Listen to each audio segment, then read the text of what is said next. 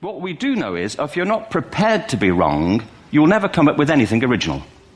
If you're not prepared to be wrong. And by the time they get to be adults, most kids have lost that capacity. They have become frightened of being wrong. And we run our companies this, by the way. We stigmatize mistakes. And we're now running national education systems where mistakes are the worst thing you can make.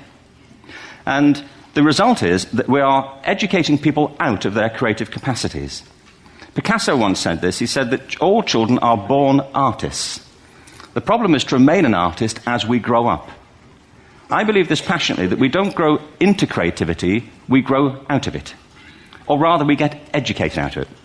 Now, when you ask people, you know, have you failed to achieve something? How many have ever failed to achieve something significant in your life? Say, I.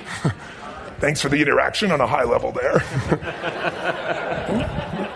But if you ask people, why didn't you achieve something? Somebody who's working for you, you know, or a partner, or even yourself, when you fail to achieve a goal, what's the reason people say they failed to achieve? What do they tell you? Tell me. Come on, out loud.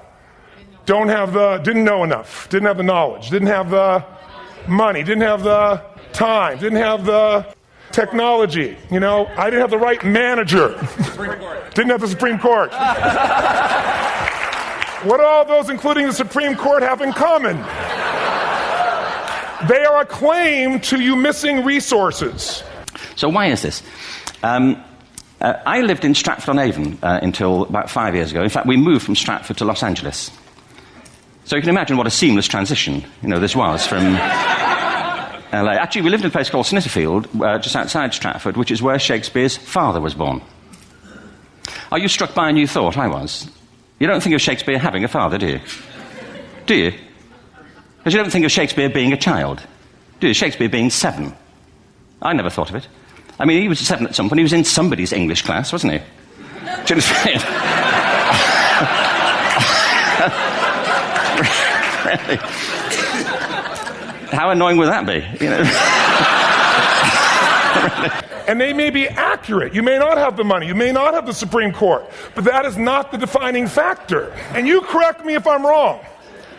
The defining factor is never resources, it's resourcefulness. And what I mean specifically, rather than just some phrase, is if you have emotion, human emotion, how many know what I'm talking about here? Say I. So emotion is in. If we get the right emotion, we can get ourselves to do anything. We can get through it. If you're creative enough, playful enough, fun enough, can you get through to anybody, yes or no? Yes. If you don't have the money, but you're creative and determined enough, you find the way. So this is the ultimate resource, but this is not the story that people tell us. Right? The story people tell us is a bunch of different stories. They tell us we don't have the resources, but ultimately, what determines your resources? We've said decisions shape destiny.